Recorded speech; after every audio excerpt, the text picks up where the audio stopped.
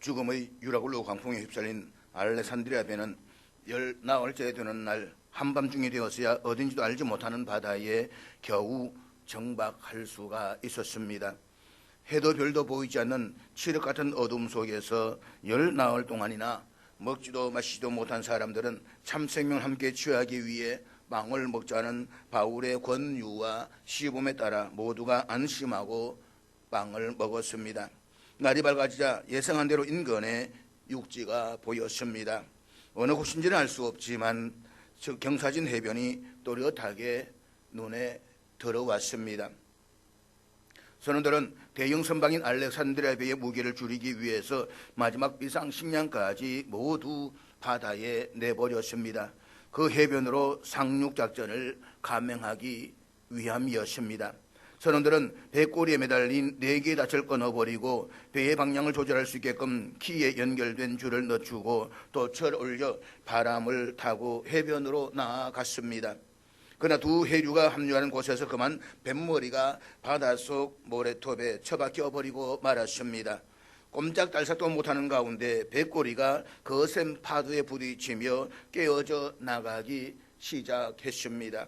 그런데 급박한 위기 상황 속에서 군인들이 가장 먼저 생각한 것은 혹여 도망쳐 버릴지도 모를 죄수들을 아예 죽여버리는 것이 좋겠다는 것이었습니다. 알렉산드리아 배에는 미결수인 바울 외에도 사형수들이 성선에 있었습니다. 로마 제국의 군법에 따르면 사형수를 놓치면 경비병이나 호송병이 사형을 당하게 되어 있었습니다. 뱃머리가 모래톱에 처박히고 배꼬리가 파도에 깨어져 나가는 그 급박한 상황 속에서 만약 한 명의 죄수라도 도망을 친다면 그 책임은 군인들 자신들이 져야만 했습니다. 그것은 곧 자신들의 죽음을 의미했습니다. 때문에 혹여 지게 될지도 모를 그 책임을 가장 손쉽게 피하는 길은 바울을 포함하여 모든 죄수들을 아예 죽여버리는 것이었습니다. 하지만 백부장 율리오가 그들의 시도를 가로막았습니다. 바울을 살리기 위함이었습니다. 백부장 율리오의 그와 같은 행동은 혹여 도망치는 죄수가 있다면 호송 책임자인 자신이 모든 책임을 다 지겠다는 뜻이었습니다. 백부장이 바울을 살리기 위해 하나밖에 없는 자신의 소중한 목숨을 건 것이었습니다. 군인들은 방금 전에 참생명을 바울과 함께 참생명을 취하기 위해서 빵을 먹었습니다. 단지 육체를 위해 먹고 마시던 사람들이 참생명을 취하기 위해 먹고 마시는 푸식회 영혼으로 입문한 것이었습니다. 그러나 그것이야말로 단지 입문의 시작일 뿐이었습니다. 감동적인 그 순간이 지나가고 현실 속으로 돌아온 그들은 급박한 위기의 상황 속에서 그 어떤 책임도 지지 않고 자기 자신들의 보신하려는 그 바울을 포함한 죄수들을 모두 죽여버리려고 했습니다. 알렉산드리아 배에 성선했던 101명의 군인들 가운데 바울을 포함한 죄수들을 자신의 책임을 살리기 위해서 목숨을 건 행동에 나선 사람은 백부장 율리오 단 한 사람밖에 없었습니다. 바로 그 백부장 한 사람의 결단에 의해서 알렉산드리아 성선에 있던 276명 전원은 헤엄을 쳐서 건너거나 아니면 부유물에 의지해서 모두가 안전하게 육지에 상륙했습니다. 당시의 상황을 한번 상상해 보시기를 바랍니다. 죄수들이 아무리 쇠고랑을 찾고 있다라고 할지라도 군인들에 의해서 순순히 자신의 목숨을 내놓지는 않을 것입니다. 뱃머리가 머리톱에 처박혀서 꼼짝달싹도 못하는 가운데 배의 꼬리 부분이 거센 파도에 부딪혀 깨어져 나가는 그 혼돈과 위기 현장에서 죄수들을 모두 죽이는 군인들의 행동은 더욱 심한 혼돈과 위기의 상황을 초래하게 될 것은 두말할 나위가 없는 것입니다. 그렇게 되면 상당수의 사람들이 죽음을 당하거나 아니면 바다에 뛰어들면서 죽어야 되는 그런 끔찍한 일들이 일어나고 말 것입니다. 그런 가운데 백부장 율리오의 자기 목숨을 건 희생적 결단은 배에 타고 있는 276명의 모든 사람들이 다 구원을 받게 된 것입니다. 뿐만 아니라 바울을 로마 황제 법정에 당신의 종과 정인으로 세우실 하나님의 섭리가 혹 지게 될지도 모를 책임을 회피하기 위해서 모든 죄수들을 죽여버리려고 한 100명의 군인들이 아니라 바울을 살리는 책임을 다하기 위해 자신의 목숨을 건 백부장 한 사람을 통해서 성취될 수가 있었습니다. 사랑하는 여러분, 주님께서는 그리스도인 된 우리를 가리켜서 세상의 빛과 소금이라고 말씀을 하셨습니다. 이 말씀은 그리스도인은 자기 자신만을 위해 사는 존재가 아니라 이 세상을 향해 희생과 섬김을 통해서 책임지는 삶을 살아야 된다는 존재여야 한다는 것을 말씀하고 있는 것입니다. 그렇지만 그리스도인이라고 해서 모두가 이 세상을 책임지는 삶을 사는 것이 아닙니다. 육신의 정욕을 위해서 육체를 먹고 마시던 사람이 참 생명을 취하기 위해 먹고 마시는 포식회로 입문했다라고 해서 당장 누군가를 책임지는 희생과 불이익을 감당하는 삶을 사는 것도 아닙니다. 오히려 그리스도인이면서도 져야 할 책임은 지려고 하지 않고 자기 보신과 유익을 꾀하려는 사람들이 훨씬 더 많습니다. 그러나 하나님께서는 언제나 져야 할 책임을 지기 위해 희생과 불이익을 두려워하지 않는 한 사람을 통해서 이루어집니다. 우리 그 한 사람의 그리스도인으로 우리 자신을 고추 세우기 위해서 오늘 이 시간에도 이 자리에 나왔습니다.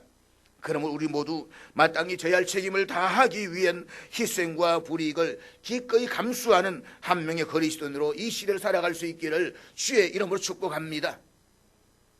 오늘의 본문은 알렉산드리아 배성선에 있던 276명이 모두 육지에 상륙한 이후에 일어난 정언입니다.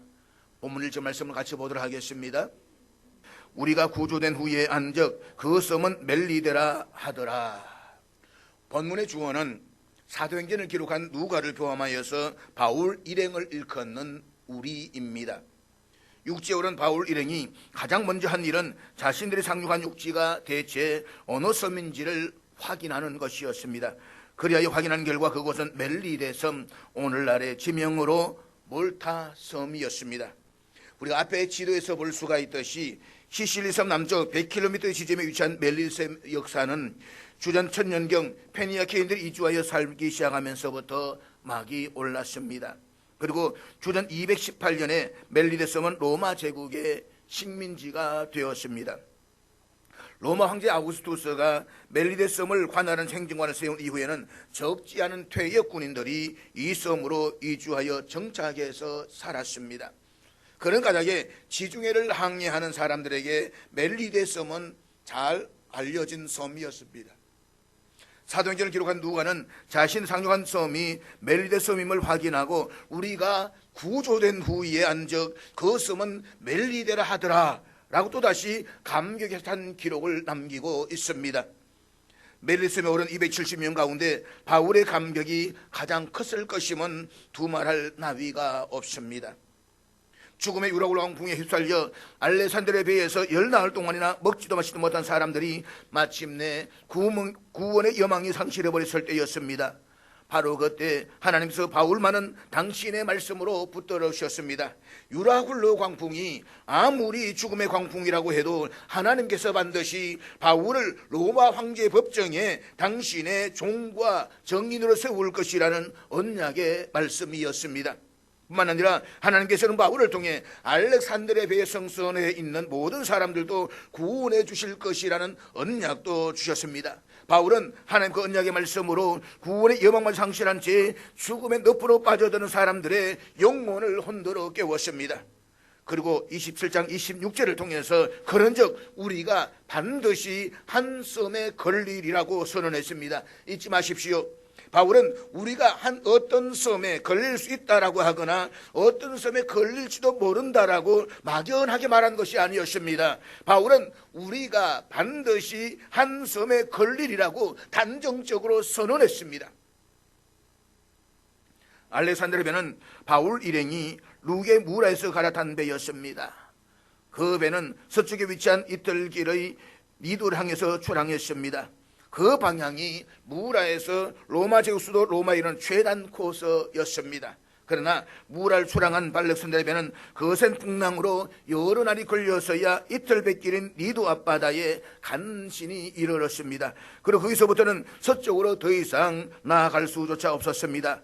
더욱 거칠어진 풍세가 알렉산드리아 배의 서진을 아예 허락하지 않았기 때문입니다. 앞에 지도를 보면 행로를 통해서 우리가 확인해 볼 수가 있습니다. 알렉산드리아 배는 남쪽 그리스 섬에 밀려나 그 섬의 미항으로 간신히 기항했습니다. 그때는 이미 거칠어지기 시작한 지중해의 항해 금지 시점이 코앞에 다가와 있었습니다. 지중해가 잠잠해지는 이듬해 봄이 오기까지 지중해에서 겨울을 지내야만 했습니다. 바울은 알렉산드리아 배가 기항한 미항에서 겨울을 나기를 권했지만 선주와 선장들과 하주들은 자신들의 재산을 지키기에는 작은 미항보다는 거리대 섬에서 가장 큰 항구인 베닉스가 낫다라고 판단해서 배를 출항시켰습니다. 지중해가 아무리 거칠어도 미항에서 불과 65km 떨어진 베닉스까지 항해는 문제가 없을 것이라고 자신한 것이었습니다. 때마침 거세게 불던 바람도 멈추고 순풍이 불어왔습니다. 그래서 그들은 하늘도 자신들을 돕는다고 생각하고 배를 출항시켜서 베닉스로 향했습니다. 하지만 미항을 출항한 알렉산드리아 배는 이내 유라굴로 광풍에 휩쓸리고 말았습니다. 유라굴로 광풍은 사람들이 그동안 단 한 번도 경험해본 적이 없는 모든 것을 삼켜버리는 죽음의 광풍이었습니다. 그 죽음의 광풍 속에서 10나흘 동안이나 먹지도 마시지도 못했지만 광풍이 잦아들 기미가 전혀 보이지 않자 사람들은 구원의 여망마저 상실해버리고 말았습니다. 자신들이 살 수 있으리라는 마지막 희망의 끈마저 스스로 놓아버린 것입니다. 사랑하는 여러분, 하나님께서 구하던 죽음의 절망 속에서 바울을 통해 모든 사람들을 구원해 주시기로 약속하셨다면 그들이 겨울을 지낼 수 있게끔 유라굴로 광풍이 휩쓸린 배가 어느 섬에 닿아야만 하지 않겠습니까? 그 외에는 이듬해 봄이 오기까지 지중해에서 겨울을 날 수 있는 방도가 달리 있을 수가 없습니다. 바울이 우리가 반드시 한 섬에 걸리리라 라고 단정적으로 선언했던 이유가 바로 거기에 있었습니다. 과연 바울이 선언한 대로 알렉산드리아에 성선한 276명 전원은 한 섬의 상륙작전에 성공했습니다. 그리고 알고 보니 놀랍게도 그 섬은 멜리데 섬이었습니다. 알렉산드리아가 출항한 그레데 섬에서 서쪽으로 800km 지점에 위치해 있는 멜리데 섬은 그레데 섬에서 로마 이른 길목에 자리 잡고 있습니다. 그레데 섬과 멜리데 섬 사이에는 그 어떤 섬도 없었습니다. 그레데 섬에서 서진할 경우에 처음 만나는 섬이 800km 떨어져 있는 멜리데 섬이었습니다. 지중해 한가운데 위치한 그레데 섬을 출항한 알렉산드리아 배는 죽음의 유라굴로 광풍이 몰아닥치고 동시에 사람들의 통제력에서 완전히 벗어나 버리고 말았습니다. 해도 별도 보이지 않는 칠흑 같은 어둠 속에서 사람들은 대체 자신들이 타고 있는 배가 어느 방향으로 휩쓸려 가는지조차 알지를 못했습니다. 그런데 보십시오. 알렉산드리아 배는 동쪽인 팔레스타인 쪽으로 휩쓸려 가지 않았습니다. 북쪽으로 그리스나 터키 대륙으로 휩쓸려 간 것도 아니었습니다. 더구나 배가 북풍으로 불었기 때문에 마땅히 리비아나 아니면 서쪽 스페인까지 흘러갈 수도 있는 것입니다. 그런데 그레데 섬에서 800km 떨어져 있는 로마로 향하는 길목인 멜리데 섬으로 정확하게 떠밀려 갔다는 것입니다. 그렇다고 해서 멜리데 섬이 지중해에서 표현하는 배들이 쉽게 가닿을 만큼 거대한 섬인 것도 아니었습니다. 멜리데 섬은 길이가 29km에 너비는 15km 불과한 지극히 작은 섬에 지나지 않았습니다. 유럽 대륙과 아시아 대륙 그리고 아프리카 대륙에 둘러싸여 있는 지중해는 동서의 길이가 약 4,000km에 남북의 최대 길이는 약 1,600km로서 바다 면적은 296만 9천 제곱킬로미터입니다. 남한의 면적이 약 10만 제곱킬로미터이기 때문에 지중해는 남한의 30배에 해당하는 면적이라고 이야기를 할 수가 있습니다. 그에 반해서 멜리데 섬의 면적은 겨우 435제곱킬로미터로서 지중해 총 면적의 0.01465%밖에 되지 않습니다. 그 정도의 크기라면 지중해 전체를 놓고 보면 작은 섬에 불과해서 아예 없는 것과 마찬가지였습니다. 가로 세로로 약 10m인 큰 나무판이 여기 있다고 한번 가정을 해 보십시다. 그 나무판의 총 면적이 100제곱킬로미터의 0.01465%는 가로 세로 약 3.8mm의 작은 점에 지나지 않습니다. 그 작은 점이 그 큰 나무판의 어딘가에 적혀 있다라고 가정을 해보십시다. 한국 양궁 선수의 실력이 아무리 세계 랭킹 1위라고 해도 눈에 보이지 않는 그 관역을 화살로 맞출 수가 있겠습니까? 광활하게 거지없는 지중해의 작은 섬 멜리데가 바로 그와 같았습니다. 그런데 섬에서부터 죽음의 유라굴로 광풍이 휘슬린 알렉산드리아 배가 무려 800km나 떨어져 있고 로마로 향하는 길목인 그 작은 멜리데 섬으로 정확하게 휩쓸려 갈 수 있는 확률을 한번 생각해 보십시오. 그것은 커다란 나무판 위에 보이지도 않는 작은 점을 양궁 선수가 화살로 맞추는 것처럼 제로와 같습니다. 더구나 바람은 북풍으로 휘몰아쳤습니다. 한 치 앞도 알 수가 없고 선원들은 아예 제어할 수 있는 능력도 다 포기해 버렸습니다. 그냥 바람 부는 대로 떠밀려가는 그런 상황이었습니다.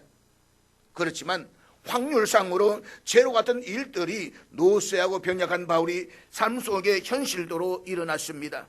하나님께서 로마 황제 법정에 당신의 종과 정로로 세우실 바울을 위해서 한치의 오차도 없이 정확하게 승리하신 결과였습니다. 멜리데 섬의 역사는 주전 1000년경 페니키아인들이 이주하여 살기 시작하면서 막이 올랐다라고 말씀을 드렸습니다. 여기서 이 멜리데라는 섬의 이름 역시 그때부터 페니키아인들이 붙인 것인데, 페니키아인들이 본래 살던 가나안의 언어로 멜리데라는 말은 피난처라는 뜻입니다. 바울은 적어도 그의 히브리어 지식을 통해서 그 섬의 이름의 의미를 알았을 것이고 결국 자신을 향한 하나님의 신실하심을 다시 한번 절실하게 느끼게 되었을 것입니다. 열나흘 동안이나 극심한 풍랑 속에서 죽음의 절망 속에 빠졌던 그들이 닿았던 곳은 피난처 멜리데 섬이었습니다. 말하자면 멜리데는 바울과 그의 일행을 위해 준비하신 하나님의 피난처였던 것입니다. 하나님께서 태초부터 로마로 향하는 길목에 멜리데 섬을 바울을 위한 피난처로 예비해 두시고 죽음의 유라굴로 광풍 속에서 바울이 단 알렉산드리아 배를 정확하게 그 멜리데 섬으로 휩쓸려 가도록 섭리하신 것이었습니다. 바울이 27장 26절에서 우리가 반드시 한 섬에 걸리리라 라고 선언할 때에 우리말로 걸리다 라고 번역된 헬라어 동사는 본래 떨어지다 라는 의미입니다. 바울이 하나님께서 자신을 반드시 어느 섬에 떨어뜨려 주실 것이라고 선언한 것이었습니다. 유라굴로 광풍이 아무리 죽음의 광풍이라고 해도 하나님께서 황제의 법정에 당신의 종과 정인으로 서야 할 자신을 들어서 황제의 법정에 있는 로마를 향하는 길목에 어느 섬에 떨어뜨려 주실 것을 확신하면서 그렇게 선언한 것이었습니다. 지금은 이 심한 풍랑 속에서 우리가 휩쓸려 가지만 하나님께서 반드시 하나님의 자리에 우리를 세워주실 것이다, 이 믿음을 가지고 있었다는 것입니다. 그리고 바울이 믿었던 그대로 하나님께서 죽음의 유라굴로 광풍에서 바울을 핀셋으로 집어내듯이 그대로 끌어내어서 로마로 향하는 길목인 그 작고 작은 멜리데 섬, 하나님께서 바울을 위해서 태초부터 예비해 두셨던 그 피난처에 정확하게 떨어뜨려 주셨습니다. 바울은 그 멜리데 섬을 징검다리로 삼아서 마침내 로마에 있는 황제의 법정에 하나님의 종과 정인으로 설 수가 있었습니다. 본문 2절을 같이 보도록 하겠습니다. 비가 오고 날이 참에 원주민들이 우리에게 특별한 동정을 하여 불을 피워 우리를 다 영접하더라. 이 짧은 정언 속에 우리가 주목하지 않을 수 없는 중요한 내용이 있습니다. 그것은 멜리데 섬에 상륙한 사람들을 발견한 그 섬의 원주민들이 우리에게 특별한 동정을 하였다라는 내용입니다. 멜리데 섬에 상륙한 사람은 모두가 276명이었습니다. 그러나 본문에 언급된 우리는 그 이후에 전개되는 내용을 보면 사도행전을 기록한 누가를 포함하여서 바울과 아리스도다고, 즉 바울 일행을 일컫고 있습니다. 멜리데 섬의 주민들은 바울 일행을 보고 특별한 동정을 하였습니다. 우리말로 동정이라고 번역된 헬라어 동사는 박애심, 친절이라는 뜻을 가지고 있습니다. 어느 섬이든 섬 주민들은 이따금씩 바다에서 조난을 당하는 사람들을 만납니다. 때문에 조난자들이 필요한 도움을 유무상으로 주는 것은 섬 주민들의 삶의 한 부분이기도 합니다. 멜리섬의 주민들도 역시 그동안 살아오면서 적지 않은 조난자들을 만났습니다. 이번에는 한꺼번에 270명의 조난자들이 섬으로 몰려왔습니다. 그런데도 그곳 주민들은 바울 일행이 결코 흔하지 않은 특별한 친절을 베풀어 주었습니다. 그들의 행동이 사도행전을 기록한 누가가 보기에도 얼마나 이례적이었으면 그들이 우리에게 특별한 동정을 베풀었던 그 정언을 성경에 기록으로 남겼겠습니까? 그것은 그 사실 자체가 그만큼 중요한 의미를 지니고 있기 때문입니다. 이후 11절에 의하면 바울 일행은 이듬해 봄이 오기까지 멜리섬에서 석 달 동안이나 겨울을 지냈습니다. 그 긴 기간 동안 군인들의 숙식비는 물론 로마 제국이 부담했을 것입니다. 선장과 선전 숙식비는 함께 동행했던 선주가 책임졌을 것이고 나머지 승객들은 자비로 해결했을 것입니다. 그러나 바울 일행에게는 돈이 없었습니다. 누가나 아리스타고에게 소에게 비싼 금은 있었을는지 모르지만 세 사람이 석 달이나 매일 양식을 사 먹을 그 금을 지니고 있을 리는 없는 것입니다. 그러나 멜리섬의 주민들이 바울 일행을 특별한 동정의 대상으로 간주하고 불을 피워주면서 영접했기에 앞으로 계속 살펴보겠지만 바울 일행과 섬 주민들 사이에 특별한 관계가 형성되었습니다. 그 결과 10절은 후한 예로 우리를 대접하고 떠날 때에 우리 설 것을 배에 실었더라고 증언하고 있습니다. 섬 주민들이 석 달 동안 바울 일행의 숙식을 책임져 주었을 뿐만 아니라 바울 일행이 이듬해 봄에 멜리데 섬을 떠날 때에는 배에서 필요한 것까지 챙겨주기도 했습니다. 그 모든 일이 멜리데 섬 주민들이 바울 일행을 특별한 동정의 대상으로 간주한 데서부터 시작이 되었습니다. 그렇다면 멜리데 섬의 주민들은 한꺼번에 섬으로 몰려든 276명의 조난자들 가운데 왜 유독 바울 일행만 특별한 동정의 대상으로 간주했을까요?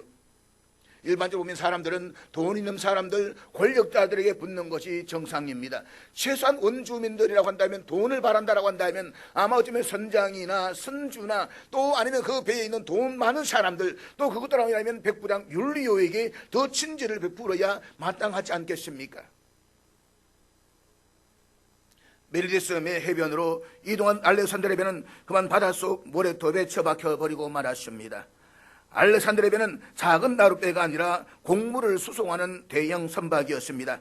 그 대형 선박이 바닷속 모래톱에 처박혔다고 한다면 그 위치는 멜리데 섬의 해변에서 상당히 떨어진 곳이었음이 분명합니다. 그곳에서부터 사람들은 상당한 거리를 헤엄을 치거나 널조각에 의지해서 멜리데 섬에 상륙해야만 했습니다. 인생 말년에 병약한 바울 역시 지중해 바닷속으로 뛰어내려 헤엄을 치거나 아니면 널조각에 의지해서 온몸으로 파도를 헤치며 멜리데 섬으로 나가야 했으면 두말할 나위도 없습니다. 이때 지중해는 시기적으로 이미 겨울의 문턱을 넘어서고 있었습니다.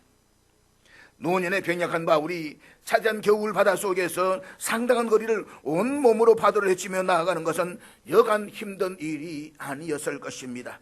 천신만고 끝에 섬에 오르고 보니 그 섬은 로마에 이르는 길목인 멜리데 섬이었습니다. 하나님께서 바울을 황제의 법정에 당신의 종과 정인으로 세우기 위해 신비롭게 섭리하신 결과였습니다.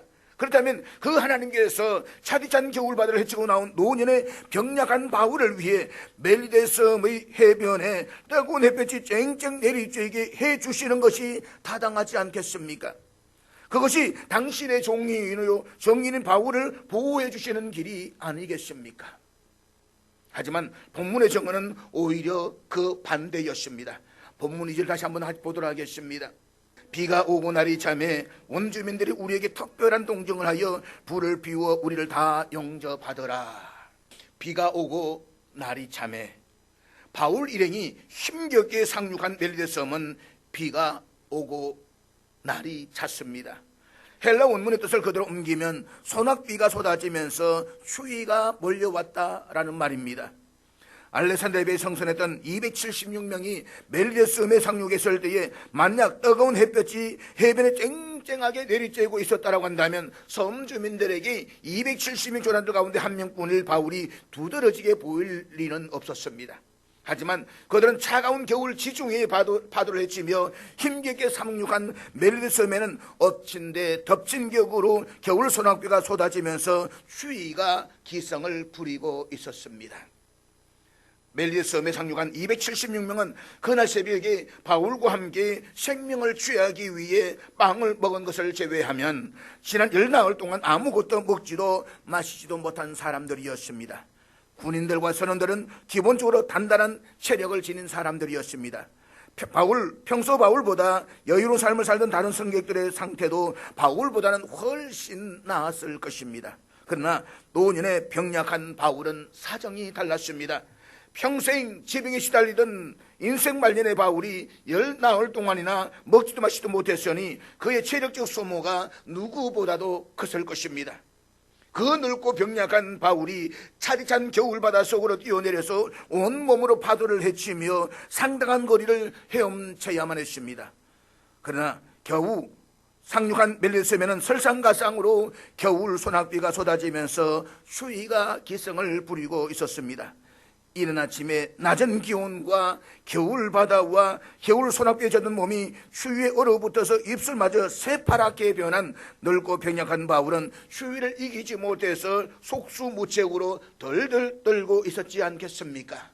앞에 사진을 보면 참 초라하고 불쌍한 바울의 모습을 상상해 볼 수 있지 않겠습니까? 멜리섬의 주민들의 눈에는 276명의 조나들 가운데 그 노쇠하고 병약한 바울의 가련한 모습이 가장 두드러져 보였을 것입니다. 바울을 위해 당장 무엇이라도 해주지 않으면 무슨 큰 일이라도 곧 일어날 것만 같았습니다. 섬 주민들이 바울과 그의 일행인 누가와 아리스다고에게 특별한 동정을 베풀어서 그들을 위해 모닥불을 피워주며 영접한 까닭이 바로 여기에 있습니다. 그로 인해 섬 주민들과 바울 일행 사이에 특별한 관계가 형성되고 바울 일행이 멜리섬에서 겨울을 나는 석 달 동안 주민들이 바울 일행의 숙식을 일제히 책임져 주기에 이르렀던 것입니다. 그 놀라운 일은 바울 일행이 멜리섬에 상륙하던 날 아침에 겨울 소낙비가 쏟아지며 추위의 기승을 부린 것으로부터 시작했습니다. 그런데 늙고 병약한 바울이 겨울바다의 바다를 헤치며 겨우 상륙한 멜리섬에 설상가상으로 겨울 소낙비가 쏟아지며 추위가 기승을 부린다라고 해서 바울은 단 한 번도 하나님을 원망하거나 불평하지 않았습니다. 늙고 병약한 바울이 강철 같은 체력을 지닌 군인들과 선원들 틈에서 자기도 아무렇지 않다는 듯이 위장하려고 애쓰지도 않았습니다. 늙고 병약한 바울은 아무 대책 없이 겨울 소낙비를 그냥 맞으며 겨울 추위에 온몸을 덜덜 떨었습니다. 그리고 그 극단적인 상황을 통해서 섬 주민들로 하여금 석 달 동안 바울 일행의 숙식을 책임지게 해주시는 하나님의 섭리가 한치의 오차도 없이 이루어진 것입니다. 창세기에 야곱을 한번 생각해 보십시다. 야곱은 상둥이 형인 에서가 아버지 이삭으로 받아야 할 장대 축복을 부당한 방법으로 중간에 가로챘습니다. 이를 뒤늦게 알고 분노한 형 에서가 동생 야곱을 죽이려고 하자 야곱은 밧단 아람에 있는 외삼촌의 집으로 피신을 갔습니다. 야곱은 거기에서도 외삼촌 라반과 서로 속이고 속는 삶을 살면서 20년 만에 외삼촌의 가족 가운데 상당 부분을 자기 소유로 만들었습니다. 마침내 그곳에서도 더 이상 살 수 없게 된 야곱은 20년 만에 고향 땅인 가나안으로 되돌아가야만 했습니다. 먼 고향으로 되돌아가는 길 위에서 야곱의 마음은 어떻게 하면 자신을 죽이려는 형 에서의 마음을 누그러뜨릴 수 있을까라는 염려로 가득 차 있었습니다. 형 에서가 거기에서 거처하는 세일 땅이 가까워지자 야곱은 형이 400명을 거느리고 자신을 향해 오고 있다는 소식을 접했습니다. 사냥꾼인 에서가 동원한 400명은 야곱을 죽이기 위한 칼잡이들이었습니다. 야곱은 죽은 목숨과 다를 바가 없었습니다. 그러나 정작 20년 만난 동생 야곱을 대면한 에서는 야곱의 상상을 초월하는 반응을 보였습니다. 창세기 34장 4절 말씀을 우리 다 같이 읽도록 하겠습니다. 에서가 달려와서 그를 맞이하여 안고 목을 어금맞추어 그와 입맞추고 서로 우니라. 동생 야곱을 보자마자 형 에서는 야곱을 향해 달려와서 야곱을 끌어안고 목을 어금 맞추어 야곱과 입을 맞추며 야곱을 환영했습니다. 예상하지 못한 형 에서의 영접에 동생 야곱도 형을 끌어안고 함께 울었습니다. 그래서 형 에서가 20년 동안이나 동생 야곱을 죽이려 하던 원한은 눈 녹듯이 사라져버리고 말았습니다. 형 에서는 야곱을 죽이려 동원했던 400명의 칼잡이들로 야곱의 가족들을 위한 칼잡이 되게 해주려고 했지만 야곱이 사양했습니다. 그렇다면 에서와 야곱 사이에 어떻게 이런 상상 밖의 대역전이 가능할 수가 있었겠습니까? 그 전날 밤이었습니다. 내일이면 형 에서를 만날 야곱은 근심으로 도무지 밤에 잠을 잘 수가 없었습니다. 그래 그는 밤이 새도록 하나님께 간절히 기도했습니다. 칼잡이 400명을 동원한 형 에서의 칼날에서 살려달라는 기도였습니다. 하나님 살려주십시오. 제발 살려주십시오. 내 처자식을 살려주십시오. 밤새워 부르짖어 기도했습니다. 그런데 야곱의 기도에 응답하신 하나님께서는 에서가 동원한 칼잡이 400명을 제압할 수 있게끔 야곱에게 1000명의 칼잡이들을 붙여주시지 않았습니다. 야곱이 에서를 피해 또다시 도망칠 수 있도록 에서 몰래 은밀한 은시처를 제공해 준 것도 아니었습니다. 하나님께서는 야곱의 기도에 대한 응답으로 야곱의 허벅지 관절이 있는 둔부에 힘줄을 치셨고 그로 인해서 야곱은 그때부터 절뚝거리며 제대로 걸을 수가 없었습니다. 동생 야곱을 죽이려고 칼잡이를 400명이나 동원한 형 에서가 상상하던 야곱은 고약한 인상의 사기꾼 모습이었습니다. 하지만 20년 만에 만난 형 에서 앞에 만난 이 동생 야곱은 에서가 상상하는 모습과는 전혀 딴판이었습니다. 밤을 꼬박 새면서 땅바닥에 엎드려 하나님께 사생결단의 기도를 한 야곱의 옷은 마구 구겨져 있었고 헝클어진 머리에 얼굴은 초췌하기 짝이 없었습니다.